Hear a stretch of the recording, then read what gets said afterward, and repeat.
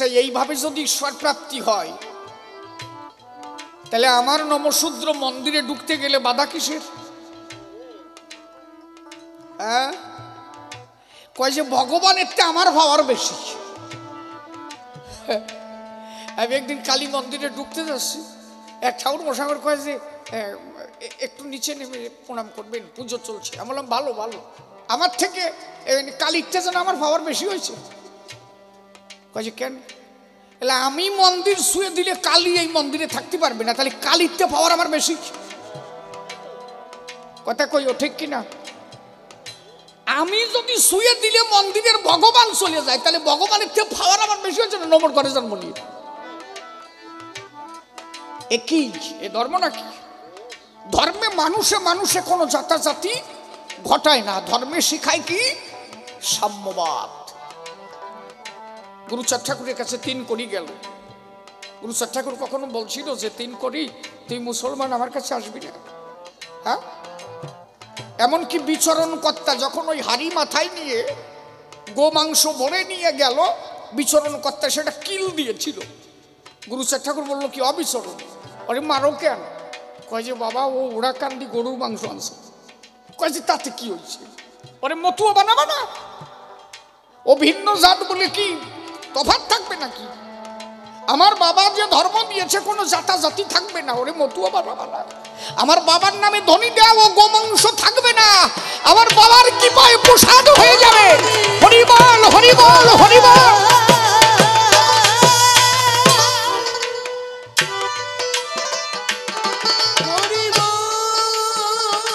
ওই হাড়ি ধরে যখন ধনী দিয়েছিল, হাড়ি খুলে দেখে সব ফুল বাতাসা হয়ে গেছে, গোমাংস নাই। এর মানে কি? 3 কোটি দিয়ে দেখালো যে আমার কাছে কোনো জাতাজাতি নাই। মহাপ্রভু চেয়েছিলেন সাম্যবাদ দিতে, কিন্তু মহাপ্রভুকে বাধাপ্রাপ্ত করা হলো। হরিচাঁদ ঠাকুর এই জন্য তো এলো। আমি একটা জিনিস বোঝাই পারলাম না, কত বৈষ্ণব ভাই এখনো এরা যে নিন্দা করে। আরে হরিচাঁদ ঠাকুর আসার আগে সবই তো বইরে গেছিল। কথা কইও, হরিচাঁদ ঠাকুর আসার আগে সব বইরে গেছিল তো। তখন মতুয়া ধর্ম কোথায়? যশবন্ত বৈরাগী, তখন ঠাকুর আবির্ভূত হন নাই। যশবন্ত বৈরাগী রাধা গোবিন্দের পূজা দিত, তাহলে কৃষ্ণ পূজা যশবন্ত বৈরাগী দিয়েছে, মারা হলো কেন? তুমি নম হইয়া হরিচাঁদের নিন্দা করো কি করে? বোঝো না? যশবন্ত বৈরাগী তখন হরিচাঁদ ঠাকুর আবির্ভূত হয় নাই।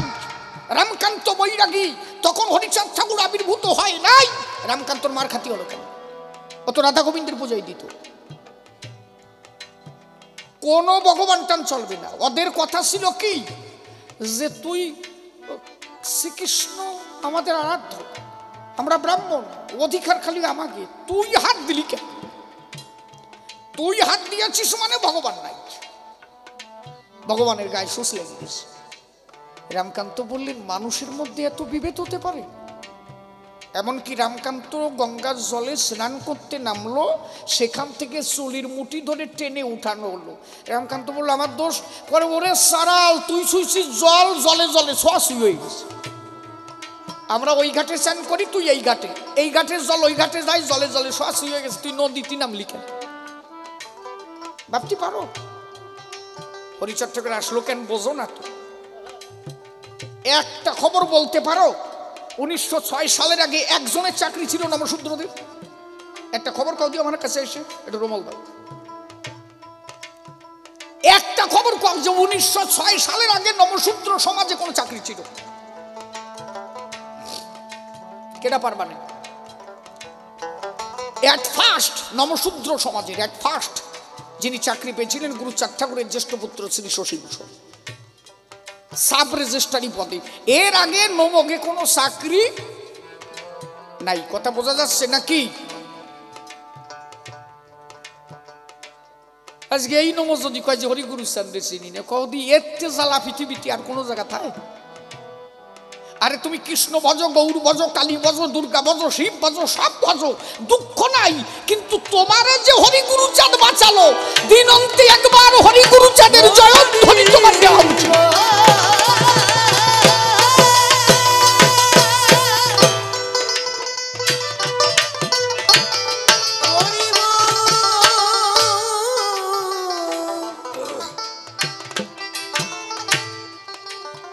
আজকে আমি যেখানে দাঁড়াই কবি গান গাচ্ছি,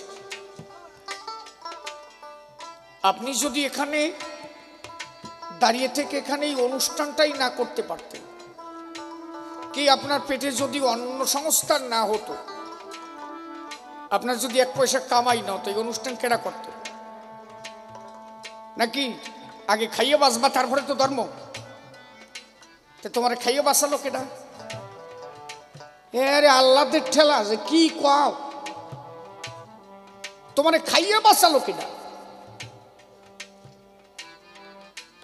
হরিচাঁদ ঠাকুর যখন লীলা সাঙ্গ করলেন, গুরুচাঁদ ঠাকুর, তখন পূর্ববঙ্গে একটা বিরাট অভাব অনাটন দেখা দিয়েছিল। 19,000 টাকা, তখনকার দিনে 19,000 মানে এখন 19 লাখ টাকার সমান। তখনকার সময় এই নমশূদ্র সমাজে বিতরণ করেছিল গুরুচাঁদ ঠাকুর।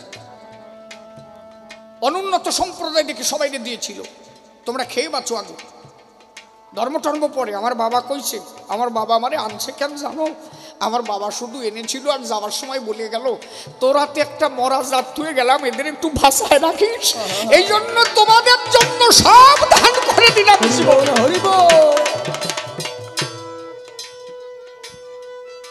পাশের বাড়ির একটা লোক না খেয়ে থাকলে তাকায় দেখো না, পাশের বাড়ির একজন ব্যক্তি না খেয়ে থাকলে একবার তাকায় দেখো না। তোমার ঘরে তো চাল ডালি বড়, এক অক্টের চাল ডাল দাও না। গুরুচাঁদ ঠাকুর এমন কি দায় ঠেকছিল যে 19,000 টাকা তোমাদের মধ্যে বিলতি গেল? কথা কি খারাপ করছি নাকি আমি, নাকি কথা কইও?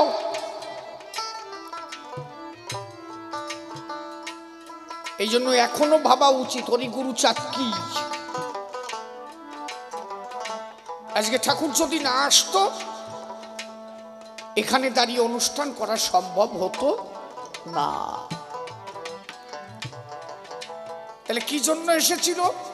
সাম্যবাদী ধর্ম দিতে। তাই আমার তারক গান লিখলেন, রঘুনাথ দাস রূপ সনাতন, এরাই রাই রসের মহাজন, কিসের শূদ্র কিসের ব্রাহ্মণ, করলে কৃষ্ণের সাধনা।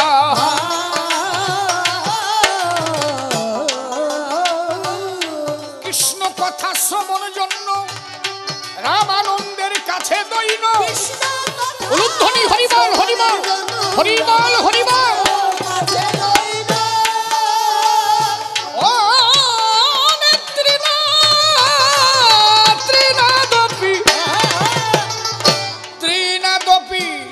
কর্মিজ্ঞানীর দর্প শূর্ণ, কর্মিজ্ঞানীর দর্প শূর্ণ, তারা হলে হবে না।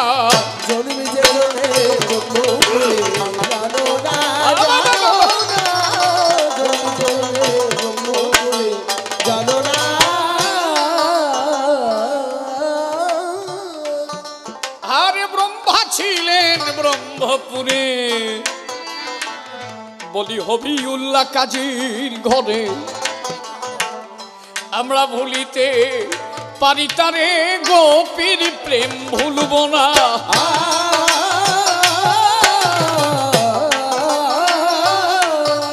ওরে ব্রহ্মা ছিলেন, ব্রহ্মা ছিলেন ব্রহ্মপুরে,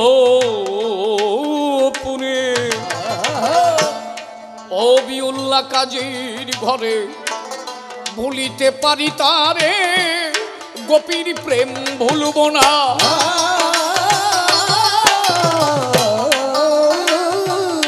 ব্রাহ্মণের মান্য যদ্যপি, তবু বলি গোপী গোপী। বাবা তবু বলি গোপী গোপী।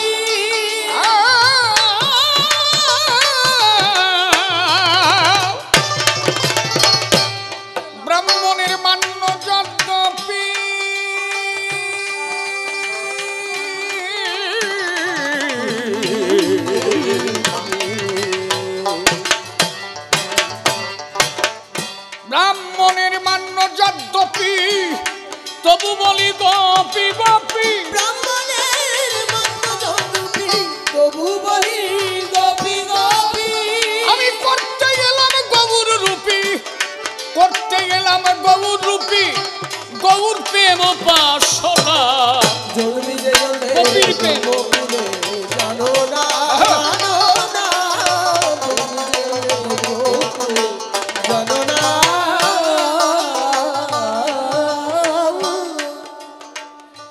গোসাই হরি চাঁদে বলে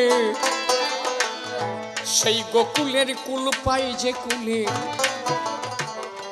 প্রেম দিব তার হৃদয় তুলে তাও যাবে মনের বেদনা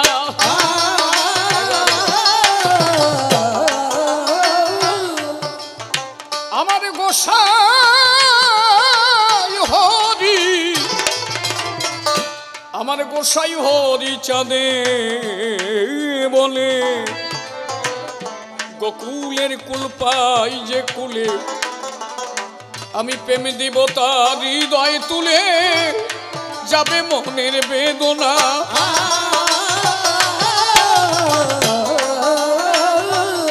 হীরামন গোলক চাঁদ বদন মৃত্যুঞ্জয় দশরথ লোচন জয় জয় হরি গুরু চাঁদ প্রেমানন্দে হরিব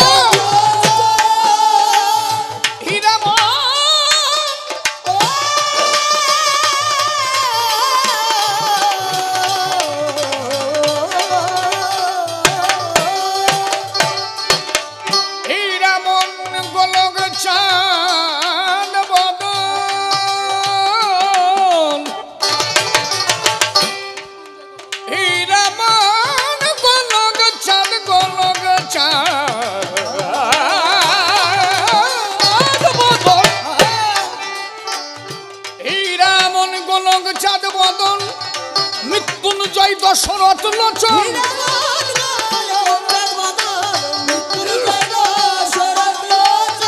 তারা বিলাইল হৃদয়ের ধন বিলাইল হৃদয়ের ধন আমা তার সে ধন পেল না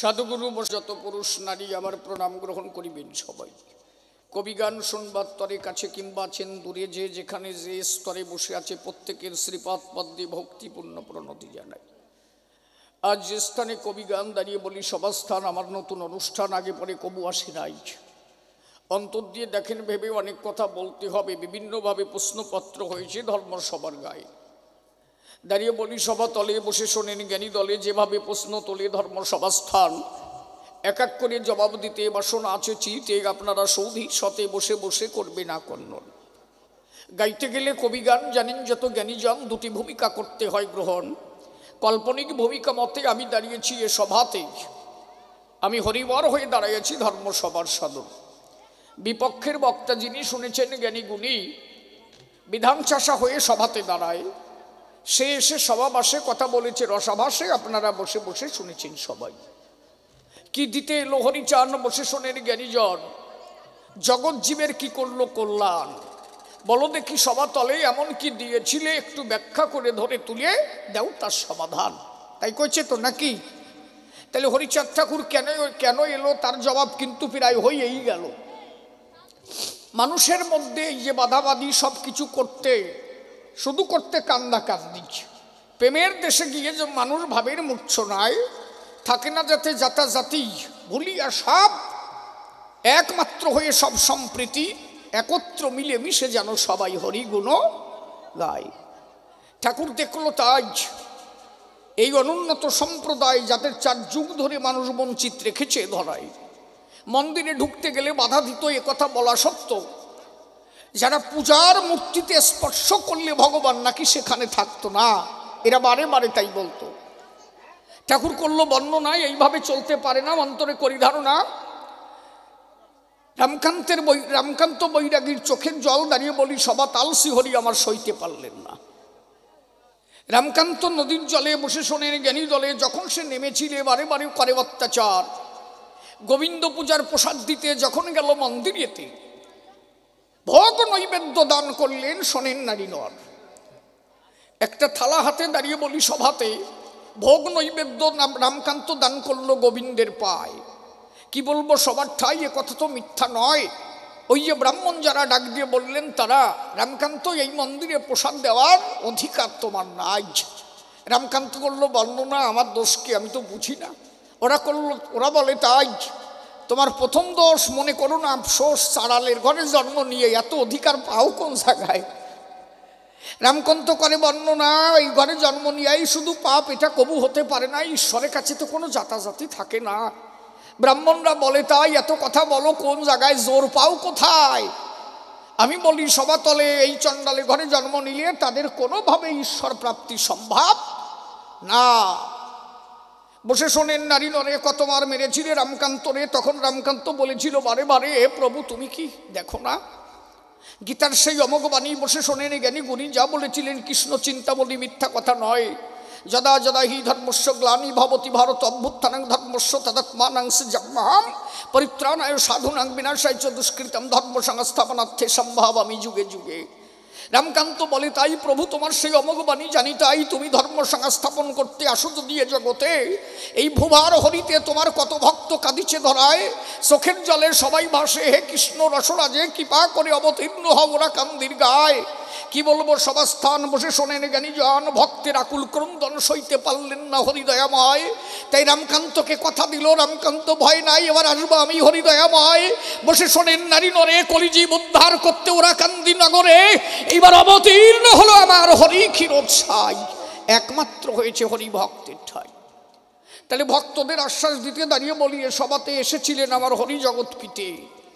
মানুষের মধ্যে সাম্যবাদী ধর্ম দিতে অবতীর্ণ হলেন ওরা কান্দির গায়ে।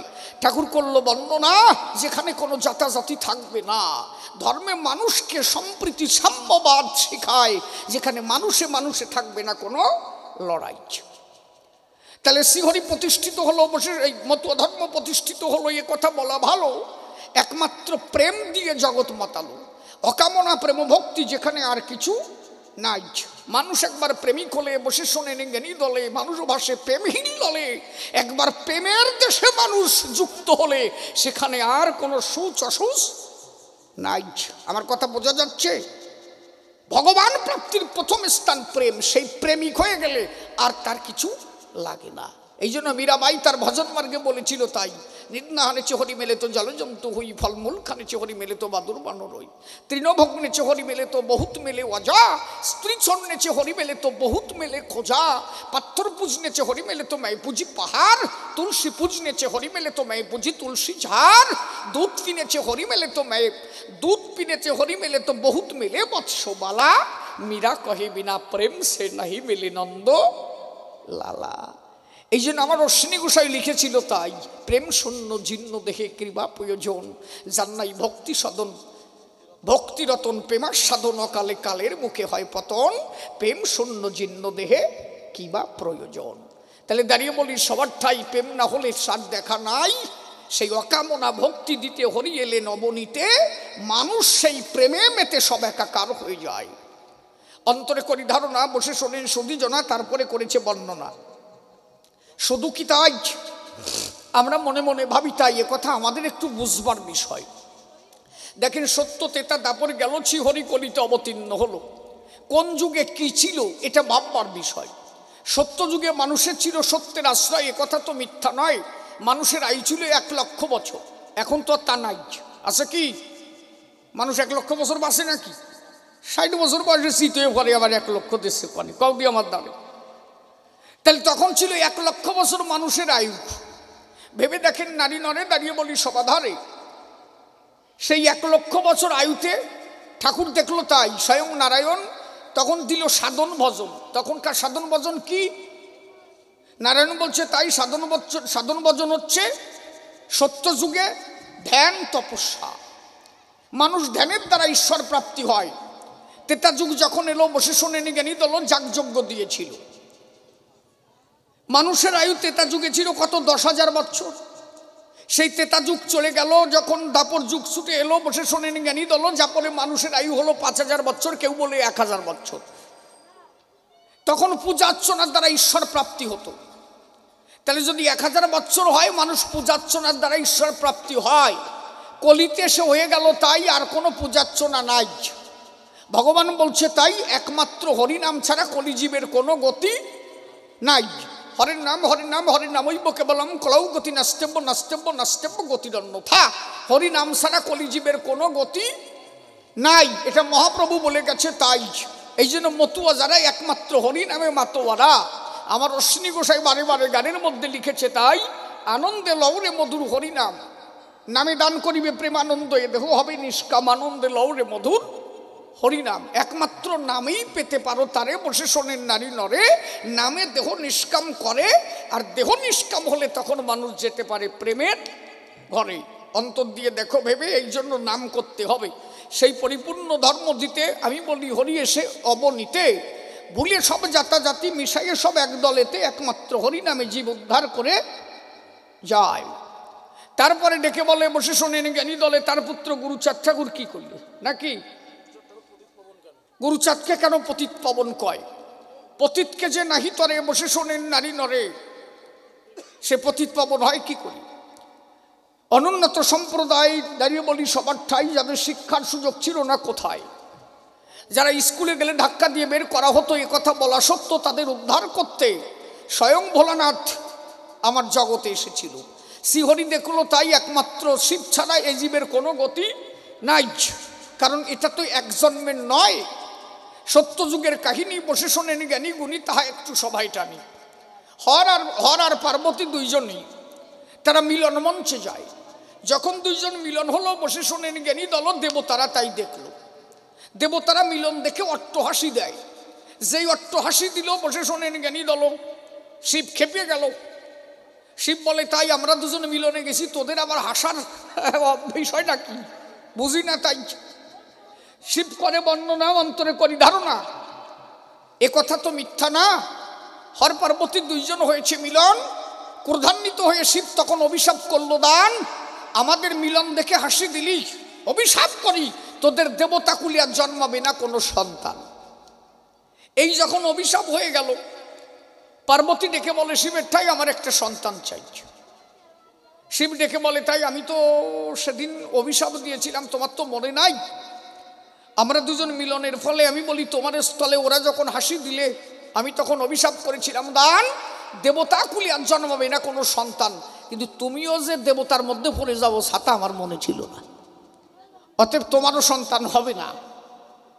পার্বতী কাকতি মিনতি করে, ডাক দিয়ে বলে, শিবের ধারে কোনোভাবে হবে না। বলে, একভাবে হয়, যদি হরিব্রত পালন করো, তুমি আমার কথা ধরো, হরিব্রত পালন করলে শ্রী হরি কৃপা করে যদি তোমার ঘরে সন্তান রূপে আসে ধরায়। এই জন্য 100 বছর হরিব্রত পালন করে, বসে শোনেন নারী নরে, আসিয়া দেখে পার্বতী ঘরে ঘরে শয়ন করে আছে ছোট্ট শিশু। মনে ভাবলো, তাই স্বয়ং হরি কৃপা করে সন্তান হয়ে এসেছে ঘরে। শিব এসে দেখতে পারে, এ শিশু তো সামান্য শিশু নয়, স্বয়ং গণেশ যিনি নারায়ণের অংশ হচ্ছেন তিনি। বসে শোনেন জ্ঞানী গুণী, তাই দেখে আনন্দ পায়। গণেশ ডাক দিয়ে বলে, তাই বাবা আমি তোমার ঘরে এসেছি, হরি অংশ ধরে তোমার বুঝে নেওয়া চাই। শিব করলো বর্ণনা, তুই যখন আমার মনের আশা পূর্ণ করলি, আমিও ছেড়ে দেব না। মনে আছে ভাবো, হে নারায়ণ, তুমি যখন আমার সন্তান হলে, একদিন আমিও তোমার সন্তান হয়ে জগৎ মাঝে যাব। এই যে কথা দেওয়া ছিল, বসে শোনেন জ্ঞানী দল, এইবার সেই কথা পূর্ণ করতে শ্রীহরি পুত্র হয়ে স্বয়ং ভোলানাথ গুরুচাঁদ রূপে জগৎ মাঝে এলো। দাঁড়িয়ে বলি সমাজস্থান, বসে শোনেন জ্ঞানীজন, মানুষের শিক্ষা দীক্ষায় সমস্ত কিছুতে একমাত্র অবদান এই অনুন্নত সম্প্রদায়ের সমস্ত কিছু করেছিলেন আমার গুরুচাঁদ। দাঁড়িয়ে বলি সভাতলে, বসে শোনেন জ্ঞানী দলে, 4500-এর উপরে স্কুল করেছিলেন গুরুচাঁদ ঠাকুর। যে আশ্চর্য বিষয়, ওয়ার্ল্ডের ভিতরে বসে শোনেন নারী নরে, এমন কোনো মনীষী নাই যে এত স্কুল করেছিল শুধু মানুষের শিক্ষার জন্য। রে ভাই, ঠাকুর করেছে বর্ণনা, শিক্ষা ছাড়া জাতি কোনোভাবে জাগ্রত হতে পারে না। এই জন্য গুরুচাঁদ ঠাকুর বারে বারে করেছিলেন ঘোষণা, খাও বা না খাও করো ভিক্ষা, ছেলে মেয়ে দাও শিক্ষা। শিক্ষাই আনে চেতনা, চেতনা না আনলে বিপ্লব হয় না। দাঁড়িয়ে বলি সবার ঠাই, আজ থেকে 100 বছর আগে যদি আমরা দেখতে পাই এই অনুন্নত সম্প্রদায়ের কয়জন শিক্ষিত ছিল বলো দেখি আমায়। এখন প্রত্যেকটা ঘরে ঘরে বসে শোনেন নারী নরে, যে কোনো ঘরে গেলে অন্তত বিএ পাস দেখা যায়। তখন ঘর খুঁজে মানে কি, 1 গ্রাম খুঁজলে একটা বিএ পাস পাওয়া যেত না। এই জন্য গুরুচাঁদ ঠাকুর যিনি করুণা করে এসে তিনি কলিজীব উদ্ধার করতে এসে একমাত্র শিক্ষা দিয়ে জীব উদ্ধার করে গেল। অন্তর দিয়ে দেখো ভেবে, আমার তো আবার সবাই আসতে হবে, ছোট্ট করে গানে গানে জবাব দেওয়া ভালো। তাহলে বাড়ি দাও, ছোট্ট একটা গান গাই, গানে গানে জবাব দিই। এখনো আরো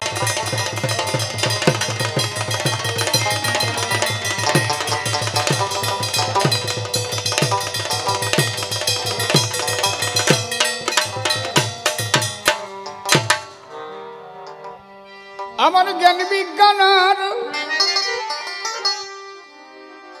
আমার জ্ঞান বিজ্ঞান জ্ঞান জ্ঞান বিজ্ঞান আমার জ্ঞান বিজ্ঞানের যুক্তি প্রমাণ, আমার জ্ঞান বিজ্ঞানের যুক্তি প্রমাণ, কোনো কিছু দরকার নেই। কি কোথাও যাবে না, তুমি আছো দয়াল আমার বড় প্রমাণ সে। তোমার নামে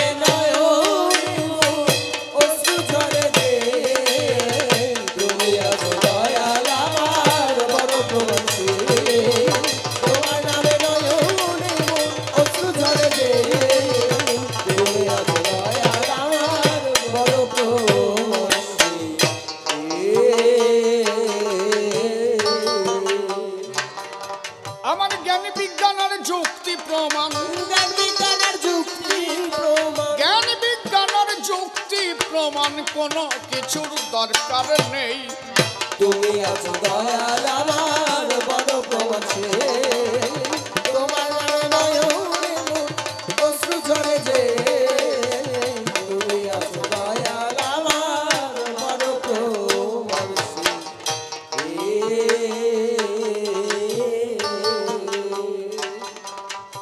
প্রভু তুমি যখন দাঁড়াও এসে আমার মনের দুয়ারে, হৃদয় আমার ভরে ওঠে মধুর জোয়ারে। ও মধুর জোয়ারে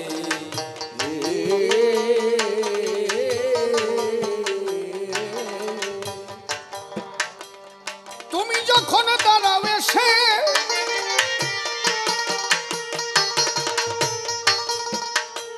মনের দুয়ারে,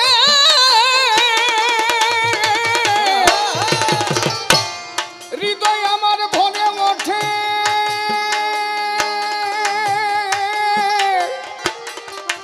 মধুর জোয়ারে।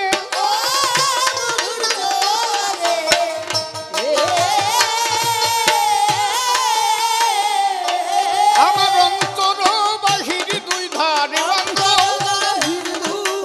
আমার অন্তর বাহির দুই ধারে দেখি শুধু তোমাকে। তুমি আছো দয়াল আমার বড় প্রমাণ সে, তোমার নয়নে অশ্রু ঝরে যে। তুমি আছো দয়াল আমার বড় প্রমাণ সে।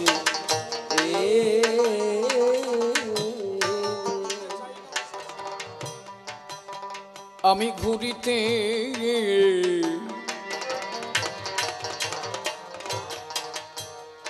ঘুরিতে চাই না আসার সংসারের পিছু, তোমার চরণ তলে মাথা রাখিব নিচু। ও রাখিব নিচু,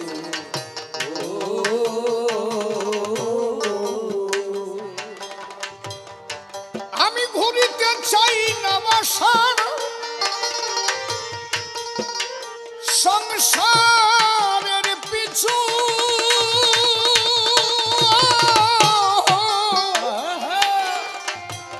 তোমার চরণ তলে মাথা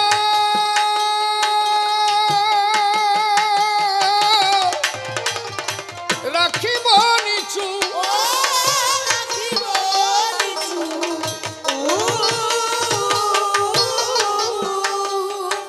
আছে আমার বলতে যাহা কিছু, আছে আমার বলতে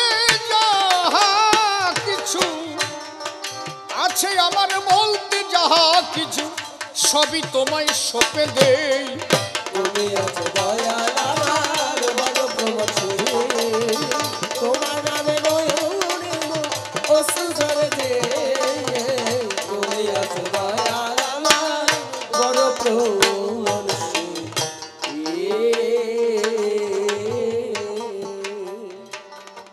তুমি দাও না ধরা, দাও না ধরা, যাও না দূরে,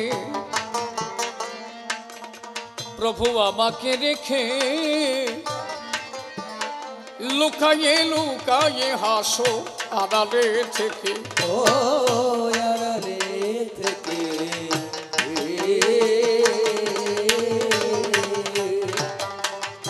দাও না ধরা, যাও না দূরে, আমাকে রেখে লুকায়ে লুকায়ে হাসো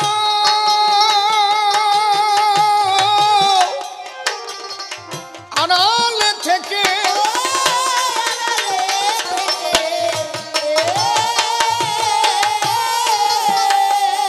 হরি হে তোমার লীলা খেলা দেখে, তোমার লীলা খেলা দেখে আমি তোমার লীলা খেলা দেখে, তোমার লীলা খেলা দেখে, তোমার লীলা খেলা দেখে মন প্রাণের স্বাদ মিটাই।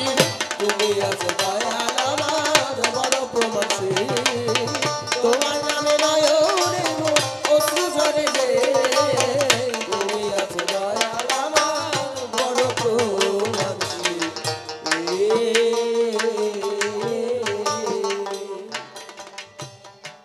আমি কত জনে কত লোকের ভালোবাসা পেলাম জীবনে, জীবন্ত জুড়ায় না দয়াও তোমা বিহনে। ও তোমা বিহনে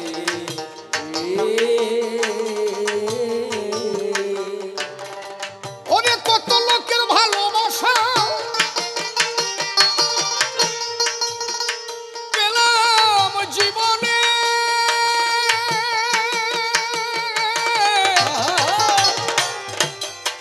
এ জীবন তো জুড়ায় না দয়া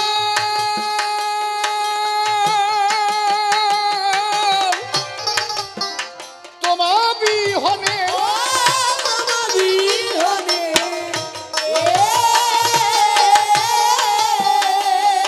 তোমার নাম লয়ে বসি বিজনে, নাম লয়ে তোমার নাম লয়ে বসি বিজনে, পাগল বিজয়ের বাস শোনায়ে। তুমি আছো দয়াল আমার বড় প্রবাসী, তোমার নামে নয়নে অশ্রু ঝরে যে। তুমি আছো দয়াল আমার বড় প্রবাসী।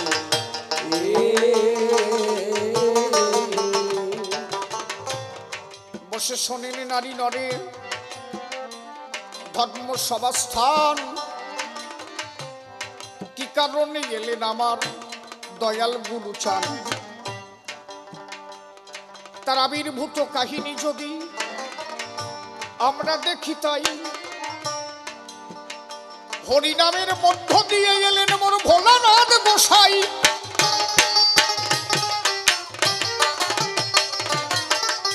যেদিন ওরা কান্দি লোচন গোস্বামী ঠাকুরের কাছে এলো, শিহরি চাঁদকে লোচন কহিতে লাগিল, ভোরবেলা স্বপ্ন যোগে আমি দেখিলাম বাবা তাই, সোনার কাশি ত্যাগ করে এলো ভোলানাথ গোসাই। ঠাকুর বলে, লোচন রে তুই আমার কথা নিবি, ধৈর্য ধরে দেখবি কি ঘটনা পাবি, কারো কাছে বলিস না দেখি ওরা কান্দি কি হয়। চুপ করিয়াছিল আমার লোচন গোসাই। কিছু সমাগরে প্রসূতিগার হতে খবর একটা এলো, শান্তিমাতা বাচ্চা প্রসব করিল। পুত্র সন্তান প্রসব করেছে, সবাই ছুটে যায়। কি ঘটনা ঘটেছে আশ্চর্যের বিষয়। সমস্ত ভক্ত গিয়ে যখন ঘরের কাছেতে দাঁড়ালো, দেখেন ঘর হতে একটা পূর্ণ জ্যোতি বাহির হয়ে এলো। শিশুর অঙ্গ থেকে একটা জ্যোতি বাইরে ছুটে আসে, সেই জ্যোতি এসে গেল শ্রীহরির চরণেতে মিশে। লোচন বলে, আমি ঠিক দেখেছি, ভুল দেখি নাই, দেখেছি এসেছে এই ওরাকান্দি ভোলানাথ গোসাই। চেয়ে দেখ চাঁদে চাঁদের মধুর মিলন হলো, একবার প্রেমানন্দে ভক্তবৃন্দে হরি হরি বল। লোচন বলে, যা দেখিলাম এ তো আশ্চর্যের বিষয়। ঠাকুর বলে, লোচন কহ দেখি, আমি জানতে চাই।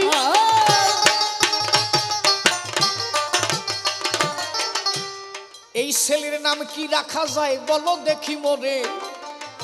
লোচন বলে, গুরুচাঁদ নাম ঠাকুরকে সংসারে।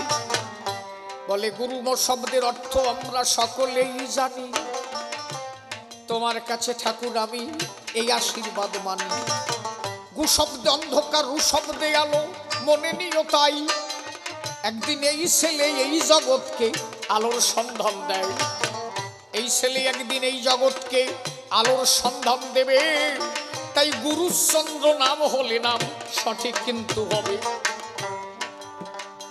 এটা মিথ্যা নয় আমরা জানি। শোনো সবাস্থান, ছোট্ট থেকে প্রতিবাদী হলেন আমার দয়াল গুরু চান। তার ছোটবেলা থেকে যদি আমরা একটু লক্ষ্য করি, সে যে এদের অনুন্নত সম্প্রদায়ের দরদি হবেন, ছোটবেলা থেকে তার সেই ভাব লক্ষ্য করা যেত। একদিন অনুন্নত একটা ছেলেকে উচ্চ বর্ণের কিছু ছেলে পেলে মারল। তখন গুরুচাঁদ ঠাকুরের বয়স মাত্র 6 বছর। আসতে বয়স কত? মাত্র 6 বছর। তা ছেলেটাকে কয়জন মারছে, সেখান থেকে ছেলেটাকে বাঁচিয়ে নিয়ে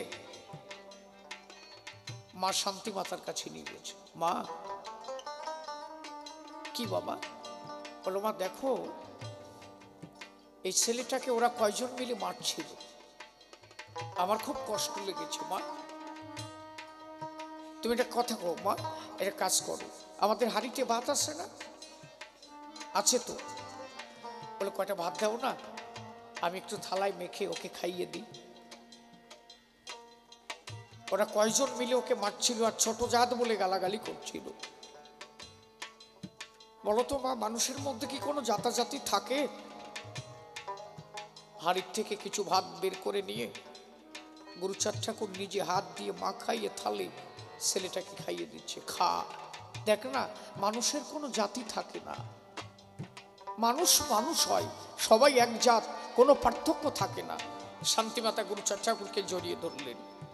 গুরুচাঁদ, প্রতিদিন তোর বাবা আমার কাছে বলে, আমি যে অনুন্নত সম্প্রদায়ের মধ্যে এলাম, আমি এদের ভার কার পরে দিয়ে যাব? এই 6 বছর বয়সে এদের প্রতি তোর দরদ দেখে বুঝতে পারলাম এদের কান্ডারি একজন এসেছে, এদের কান্ডারি হয়ে তুই একদিন এদের তুলে ধরিস।